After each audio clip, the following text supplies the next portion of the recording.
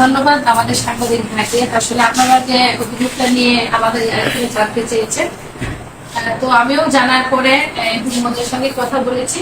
Sir আমাকে এই বিষয়টা জানিয়েছেন যে দেওয়া হয়েছিল সেটা পরিবর্তন করে আমরা গরিব আরেকজনকে মেধাবী এবং গরিব স্টুডেন্টকে সেটা পরবর্তীতে বিতরণ করে দিয়েছি।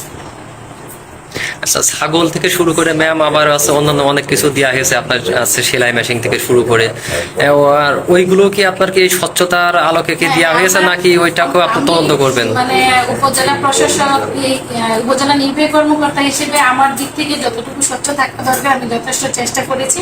তারপরে যদি কোনো বিষয়ে অভিযোগ থাকে আপনাদের আমাকে বললে আমি সেটা অবশ্যই গ্রহণ করে তদন্তের মাধ্যমে ব্যবস্থা গ্রহণ করার চেষ্টা করব। আচ্ছা, এর পরবর্তী পর্যায়ে যে কোনো বরাদ্দ আসলে পারে এই এখন যেভাবে স্বচ্ছভাবে দিচ্ছেন এইভাবে স্বচ্ছভাবে দেওয়ার প্রক্রিয়া চলমান থাকবে কিনা? অবশ্যই চলমান থাকবে। আমরা স্বচ্ছতার সাথে এবং নিষ্ঠার সাথে যে কোনো কার্য সম্পাদনের জন্য সবসময় আগ্রহ থাকি। আচ্ছা, যারা আপনার এই যে অপকর্মের সাথে জড়িত তাদের বিরুদ্ধে কোনো আপনি প্রশাসনিক কোনো সুপারিশ নেবেন? আচ্ছা, আমাদের হচ্ছে যে বিষয়টা সাইকেলের বিষয়টা নিয়ে যেটা আপনি আমাদের বলছেন, আমরা যদি এরকম পেয়ে থাকি অবশ্যই আইনানুগ ব্যবস্থা আমরা গ্রহণ করবো।